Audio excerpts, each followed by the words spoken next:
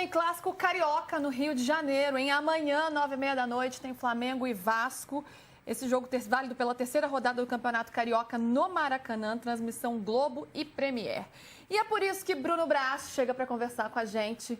Braz, boa tarde para você. Felipe Luiz tem algumas preocupações, né?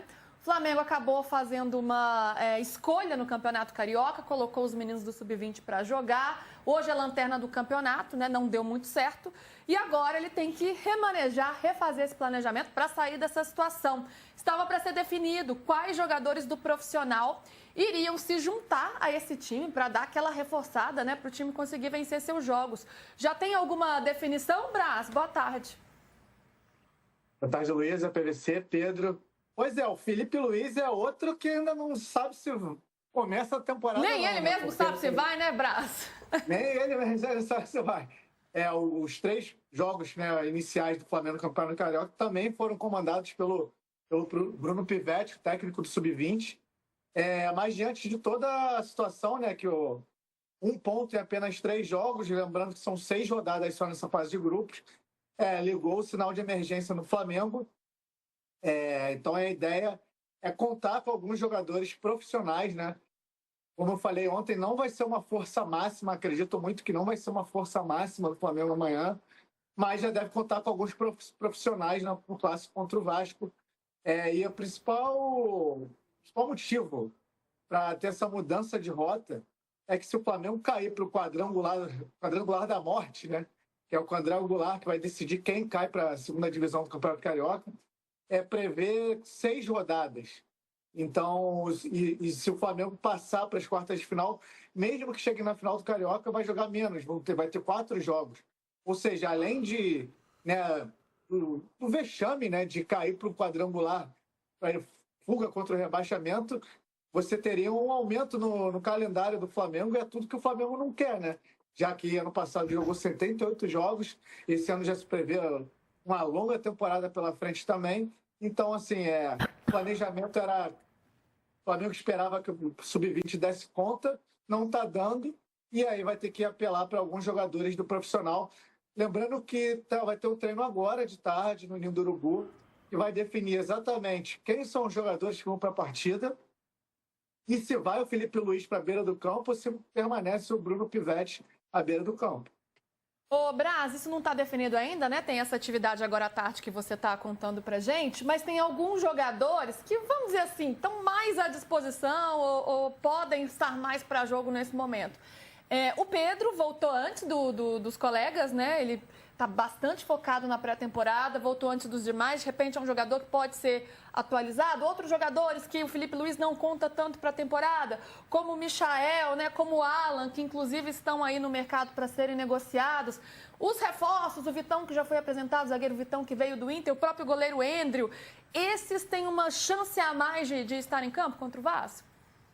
Então, no caso do Vitão, as férias dele foi antes do elenco principal, né? Ele estava no Inter, então por isso ele começou a treinar antes dos demais companheiros, então ele tem chance de fazer a estreia. O André não vai conseguir fazer a estreia porque a documentação dele de Portugal chegou hoje, e aqui no Rio de Janeiro é um feriado municipal, né? De São Sebastião. Eu estou trabalhando, mas é feriado aqui no Rio de Janeiro. Então, a Federação do Rio de Janeiro está fechada hoje.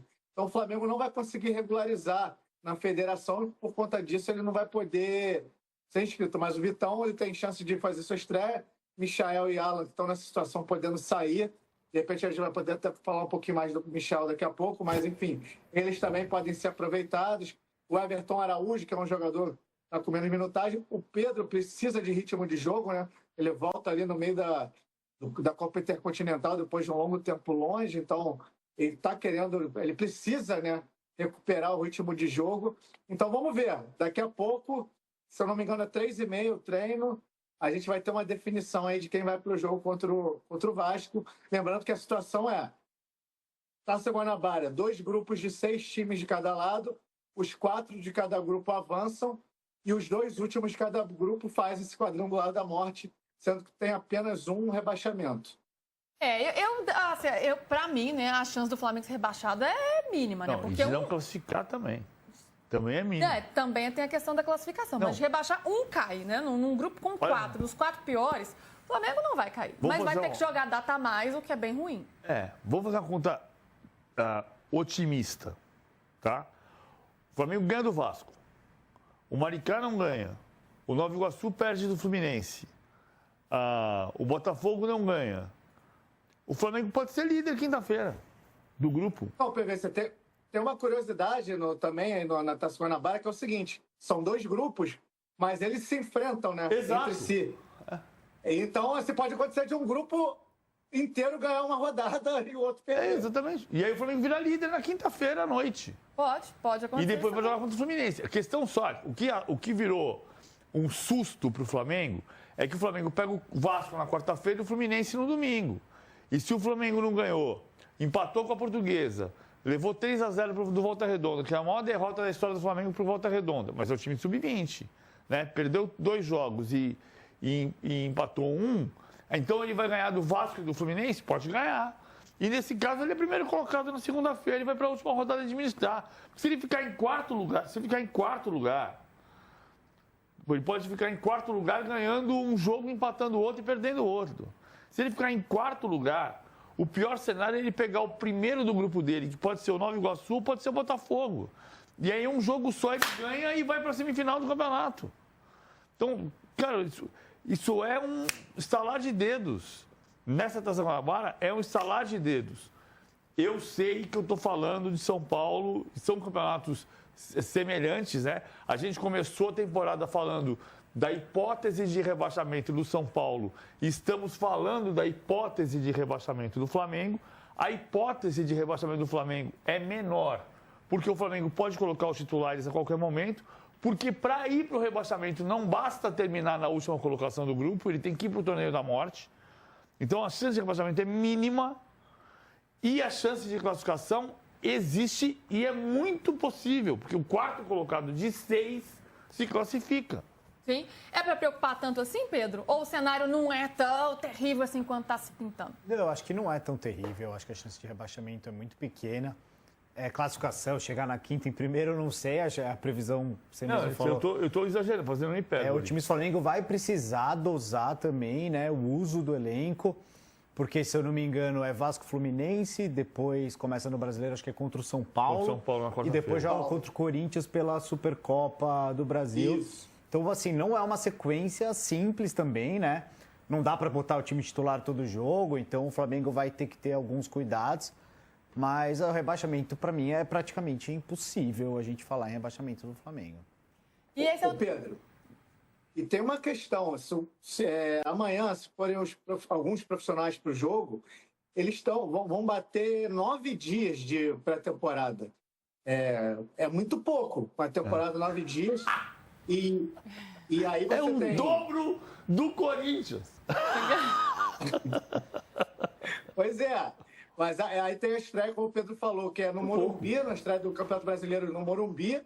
E aí depois a Supercopa do Brasil. No planejamento inicial, a força máxima era para estrear contra o São Paulo, estreia do Brasileiro, força máxima. Não que não contasse com alguns profissionais nos Jogos do Carioca. Força máxima, a princípio, seria para o jogo contra o São Paulo.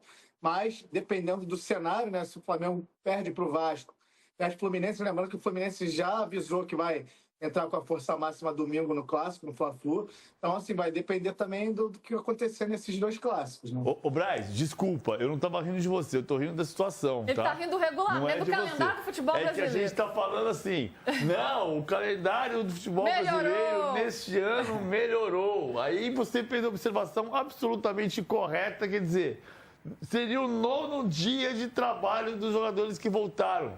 Sim, aí você para e olha e fala assim, cara, o Corinthians voltou no 5º dia de treino, o Palmeiras voltou no 5º dia de treino, e a gente está dizendo que o calendário melhorou. Vasco também, né? O Vasco jogou a final contra o Corinthians e jogou a primeira rodada com o time principal, com uma força máxima. Exato. Isso porque eles voltaram, foi dia 5 ou dia 12, hein, Brás? Foi dia 12, o principal? O Flamengo voltou dia 12. Pois é, deu o quê? O goleiro 20 dias principal. do jogo. Foi dia 17 o jogo do Flamengo. Pois é, do jogo contra o PSG. Deu Corinthians 20 e Vasco dias. foi dia 21. Sim. Não, assim, o Flamengo... No Corinthians é pior ainda. Não, a gente falou ontem, o Flamengo está certinho no planejamento de colocar o Sub-20.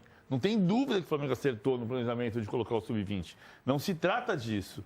A questão é você pensar que o Corinthians e o Vasco jogaram o último jogo da temporada 2025 4 dias depois do último jogo do Flamengo. Ainda que o Flamengo tenha jogado dia 17 em Doha e tenha chegado dia 19 no Brasil, dia 19 os caras chegaram, fizeram a festa, foram recebidos e estavam de férias. Dia 21, o Corinthians e o Vasco estavam jogando.